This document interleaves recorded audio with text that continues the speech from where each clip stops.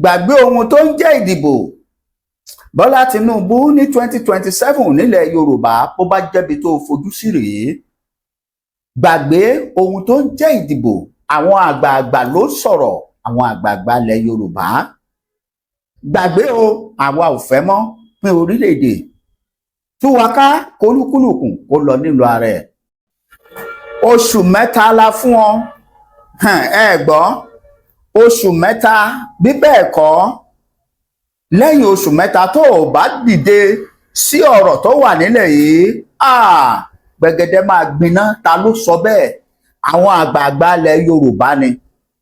Ẹ gbọ́, wọ́n ní oṣù mẹ́ta láàrin ìsinyìí sóṣù mẹ́ta làwọn fún Bọ́lá Ahmed Tinubu kó fi ṣe kíni, kó fi gbé ìgbésẹ̀ tó fẹ́lẹ́ bí etí, tó nípọn bí àwo erin. Láwọn ìgbésẹ̀ akin gidi, àní èyí tó fẹ́lẹ́ bí etí tó sì nípọn bí àwo erin. Lórí kíni? Lórí bí orílẹ̀-èdè Yorùbá bí ó ṣe wáyé ni. Ni mo ṣe sọ wípé Ọlọ́wà ti ṣe, Èdùmàrè sọ̀rọ̀ wa dayọ̀. Ó ti ṣe, ó sì ti rí bẹ́ẹ̀. Ẹ farabalẹ̀ wá wo fídíò yìí, ẹ wá gbọ́ nǹkan tí àwọn àgbààgbà yìí sọ. Àmọ́ bẹ́ẹ̀ ṣe ń wọlé, ẹ dákun ẹ máa bá mi share ẹ jọ̀ọ́ nítorí Ọlọ́run, torí wípé kò sí ohun tó, ǹjẹ́ ẹ mọ̀ pé eléyìí ó lè wáyé nírú àsìkò yìí. Ọba torí nǹkan ṣèkan ni. Àwọn bàbá yìí ṣàlàyé, torí pé fídíò yìí gùn àmọ́ kékeré báyìí ni mo fẹ́ mú wá fún yín. Ẹ wá jẹ́ kí n fẹnu sọ díẹ̀ nínú ẹ̀ kí n tó wá gbé ojúlówó ẹ̀ wá, kẹ́ ẹ lè bá farabalẹ̀ kájọ gbọ́ dáadáa. Wọ́n jẹ́ kó yé Bọ́lá Tinubu wípé níbi tí ọ̀rọ̀ yìí ń gbé lọ yìí, àwọn ti wo ṣàkúnní, wọ́n ti wo ṣàkọ̀tún àti ṣàkòsì. Wọ́n ti wá rí i pé ibi tí ìrìn àjò yìí kò síbi kankan ju Yorùbá nation lọ. Orílẹ̀-èdè Yorùbá, kódà ibi tí àwọn wá fi yàtọ̀ díẹ̀, òun rèé kí n sọ fún yín. Wọ́n ló lè pín Nàìjíríà sí ọ̀nà 8. Kólúkúlùkù ó sì jọ jókòó, yí tábìlì po, ká sì pín lọ́gbọọgba láàrin oṣù mẹ́ta. Kí ni àwọn ìgbésẹ̀ tí wọ́n ní? Bàbá yìí sọ, ó sì sọ wípé àwọn ní ìpinnu, àwọn ní ìwé, àwọn ní gbogbo nǹkan táwọn lè gbélẹ̀ gẹ́gẹ́ bí ìlànà àti ẹ̀tọ́ tí Bọ́lá Ahmed lè lò láti ṣe kíni, láti pín orílẹ̀-èdè Nàìjíríà. Wípé torí ibi tí ọ̀rọ̀ yìí ń lọ yìí, ibi tí ọ̀rọ̀ yìí ń lọ yìí, ẹ farabalẹ̀ gbogbo ọ̀rọ̀ yẹn ẹ tún bá wọn díẹ̀díẹ̀ pàdé o, ẹ ti mọ̀ pé pavilion ọ̀rọ̀ tí ò bá lẹ́rìí mi ò ní gbé lórí ìkànnì mi méjèèjì. Bẹ́ẹ̀ ni wípé àbí Bọ́lá Tinubu ń dúró de ìgbà tí àwọn aráàlú bá máa ya wọ ìgboro tí wọ́n sọ pé àwọn ọ̀fẹ́ àwọn ọgbà, pé gẹ́gẹ́ bí ọmọ Yorùbá àwọn gbà á lámọ̀ràn kó má dúró di àkókò bẹ́ẹ̀. Ó kú dáa ọ̀sán kó tètè ṣe kíni, kó tètè gbéra ńlẹ̀, kó ṣe kíni o, kó gbéra ńlẹ̀ ní kíákíá, kó tètè ṣe gbé ìgbésẹ̀ tó fẹ́lẹ́ bí etí, tó nípọn bí àwo erin. Wípé gbogbo ìjókòó tí wọ́n ti jókòó tẹ́lẹ̀ lórí ọ̀rọ̀ kí lẹ fẹ́, kí lẹ ṣe, tí èyí tí bàbá kí lẹ ń pè Olúṣẹ́gun Àrẹ̀mú Ọbásanjọ́ tó ṣe, àti èyí tí Jonathan ṣe, tó bá ní àṣẹ̀ṣẹ̀ máa jókòó lẹ́nì ó lè pẹ́. Ṣùgbọ́n bí tọ́rọ̀ dé dúró yìí, ẹ̀kọ́ ti fojú mímu hàn.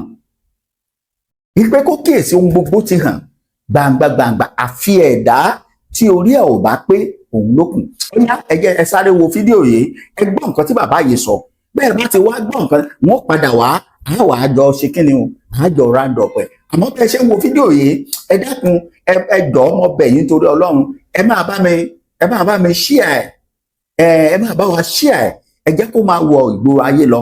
Ẹ pín tó bá jẹ́ gbà àkọ́kọ́ rèé, ẹ kọ́mẹ́ǹtì, ẹ like, ẹ subscribe sí channel yìí, ẹ máa kọ síbẹ̀ dáadáa. Orílẹ̀-èdè Yorùbá, that's the only solution. Orílẹ̀-èdè Yorùbá òun ní kíákíá, tí ò nílò pé ká ṣẹ̀ṣẹ̀ máa bí ọ̀rọ̀ bàbá mi ò ní èèyàn kì í jatari ẹ̀, wọn kì í negotiate ẹ̀. Bẹ́ẹ̀ ni wọn ìdí ìnàdúrà ẹ̀ orílẹ̀-èdè Yorùbá náà láfẹ́ òun ni kẹ́mi. Ó yá bàbá ẹ gbóhùn sókè. We are doing cosmetics, we are doing palliatives. We need to have a meeting. I have written a letter to Mr. President. He has a good opportunity to reform Nigeria in the right way. We cannot even manage 36 states. Nigeria is not solvent at all. We need to collapse the system. When we go back to regions, region will be strong. The states now will be provinces actually. We need to cut down the cost of governance. We cannot afford 36 states, 774 local governments. We cannot afford it. Okay, but so, wait, Doctor. Doctrine on the sense, again, maybe the president announced that he's going to run some youth confab in March. We have not heard anything about it again. The same we have not heard about Onasaye report action again. They just announce things, they don't do it. We don't know what the government, President Tinubu is up to. But he need to convene a special session of ethnic nationalities of Nigeria. He's the only one who can do it. There is no government who can do it unless you are preaching for a military coup. It's the authority of Nigeria today. We have to appeal to him. We have to tell him, look, the best to do is to have a clean conference. 1 week is enough. The document on new structure of Nigeria is available. It doesn't take 3 months confab. No. It will approve. If I have a draft, personally have a draft, and my body, Eminent Elders Forum have a draft. Afenifere has a draft. Is to authorize it to be discussed, and then a referendum is held. This is a new structure for Nigeria, 8 regions, and then each region will go and write its own constitution within 3 to 6 months. In fact, Western region constitution is ready too. It's ready too for referendum. Kogi and Kwara will part of Western region. They will be asked, what do they want? The East will do the same. The South Side will do the same. It's not rocket science. And this can be done within 1 to 3 months. And the raw materials are there. It's not going to take long. And look, if you agree on all this I'm saying now, it takes 2 to 3 years to implement. Before you do referendum, to pass the constitutions, to share assets and liabilities, to form new governance, it will take. In fact, we need to suspend the next coming elections. But wait, no room for election to 100 million. Dr. Fakonda, the people gathered in Abuja last Thursday. Yes. They have wealth in their hand. They are kingmakers, and they want to continue being kingmakers. Yes. If I want to run now, I don't need any money at all. If I go to Babangida and say, oh, Mr. President, somebody takes me to him and say, oh, I want to run for governor of Osun State, he will grant me 100 million to go and run. So it's a kingmaker. But to run on my own account, it's not possible. Because I don't have the money. So the money class who are in Abuja this last Thursday, they don't want the change. They don't want to lose their power of control over all of us. But the class, the people are suffering, and they are not merciful on the masses. They are not thinking of long term. They are just thinking of sitting on their own billions. That's all. So it's. I don't think we should. They should not wait. They should not wait until people start doing what happened in Kenya. In Kenya, they was said, "Look, you man, we know your houses, we know your children. We are going to do something about it." They should not wait until that time will come. They should not. Peaceful change, a chance. We expect anything can happen. Well, okay. Even this Osun State matter now, anything can happen. Anything can happen tomorrow in Osogbo. Anything can happen. Okay, PDP versus APC. Dr. Fakonda, we are the second tier behind the people who have taken Nigeria for a ride. Yeah. We need to convene a meeting of our own in Abuja in the next 1 or 2 months. That we wish to have G24, G34, G70. We need to have where many Nigerians come together as a body. After all, they confronted Abacha. It was led by civilians. They confronted Abacha G34. We need to form equivalent of that now to say, Mr. President, you are there. National Assembly, you are there. We don't want what you are doing anymore. Let's get traditional rulers, the religious leaders. Things are not right. Things are not right. We cannot continue with the next election this way. We cannot. If you don't do something the next 6 to 7 months, and you go to next year's campaign where they are sharing money, 5,000, then we have lost it. We have lost it, and I saw that what will happen. Ẹ ti gbọ́, ṣé ẹ gbọ́ nǹkan tí bàbá yìí sọ? Ẹ gbọ́ bí wọ́n ṣe pín nílẹ̀ nínú ìfọ̀rọ̀wérọ̀ àwọn tí wọ́n ṣe pẹ̀lú ilé iṣẹ́ kan bẹ̀ láti mú un jáde. Ọmọ Yorùbá, ẹ wá rí wípé ibi tá a fẹ́ kí igi ó hù sí, obì ó hù síbẹ̀, obì ti lálẹ́ hù, ó ti hù síbẹ̀. Lóòótọ́ President Bọ́lá Tinubu òun lẹni pírẹsidẹ́ǹtì tó máa kẹ́yìn nílẹ̀ Yorùbá ní orílẹ̀-èdè Nàìjíríà, oṣù 3 ni wọ́n fún un.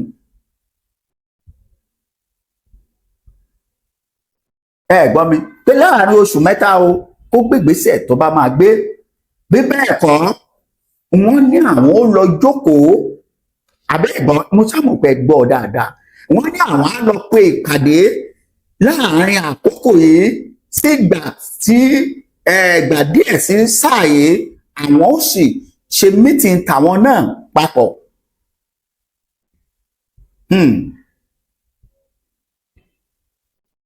Wípé kò sí election, kò sí à ń dìbò ní 2027 nílẹ̀ Yorùbá, pé kò sí ohun kìí ṣe, kò sí nǹkan tá a díye lé lórí ẹ̀, pé kò sí ohun tó gbọ́ o, Bọ́lá máa fọkàn sí.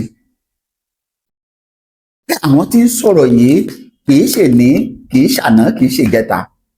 Ẹ dákun gbogbo ẹ̀yin tẹ́ ẹ bá nífẹ̀ẹ́ bàbá yìí, tẹ́ ẹ mojú Bọ́lá Ahmed Tinubu aṣíwájú ọmọ olódòdè, ọmọ Àbíbátò Mọ́gàjí, bàbá Ṣèyí, bàbá Fọláṣadé, ẹ bá Apolúrẹ̀mí, ẹ bá wa sọ fún bàbá yìí pé kó gbọ́ nǹkan tí gbogbo ènìyàn ń sọ. Àáyá ń ké, kinní kan ń ké,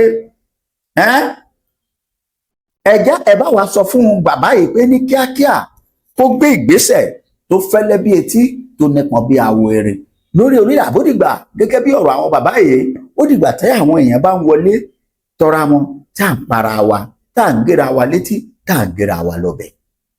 Sódìgbà náà ni ẹ má jẹ́ ó dúró, ẹ bá wa sọ fún pé kó má dúró dìgbà náà, kó dákun torí Ọlọ́run.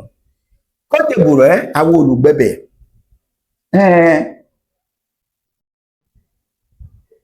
Ẹ wo bí wọ́n ṣe ń ṣe, bí wọ́n ṣe ń pa ìran Yorùbá.